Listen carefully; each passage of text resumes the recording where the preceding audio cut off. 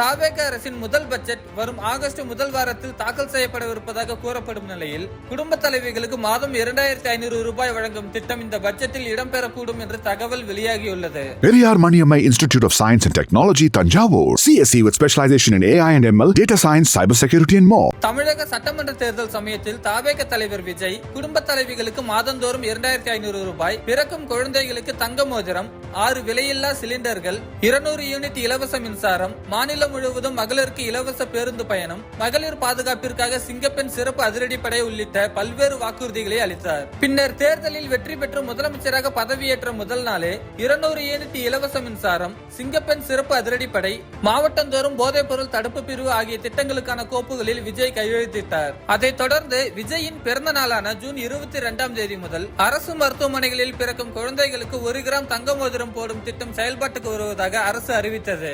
இத்திட்டத்துக்கான tender வெளியிடப்பட்டுள்ள நிலையில் பேரறிஞர் அண்ணா பிறந்த நாளான செப்டம்பர் 15ஆம் தேதி இதனை விஜய் தொடங்கி வைக்க உள்ளார். இவ்வாறு ஒவ்வொரு திட்டங்களாக கொண்டு வரப்பட்டாலும் குடும்ப தலைவிகளுக்கு மாதந்தோறும் 2500 ரூபாய் வழங்கப்படும் திட்டம் எப்போது நடைமுறைக்கு வரும் என்பது மகளிரின் பெரும் எதிர்பார்ப்பாக உள்ளது.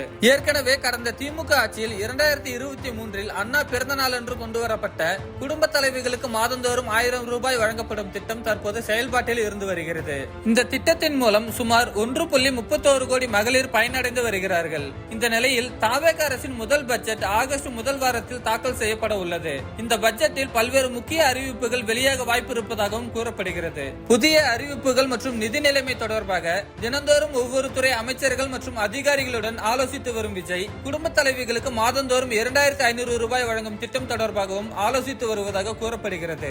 எனவே வரும் பட்ஜெட் கூட்டத்தொடரில் இதற்கான அறிவிப்பு வெளியிடப்படும் என்று தகவல் வெளியாகியுள்ளது. ஒருவேளை இத்திட்டம் அறிவிக்கப்படும் பட்சத்தில் இத்திட்டத்துக்காக ஆண்டுக்கு 30,000 கோடி ஒதுக்கப்படும் நிலை ஏற்படக்கூடும் என்பது குறிப்பிடத்தக்கது. Periyar Maniammai Institute of Science and Technology, Tanjavur. CSE with specialization in AI and ML, data science, cyber security and more.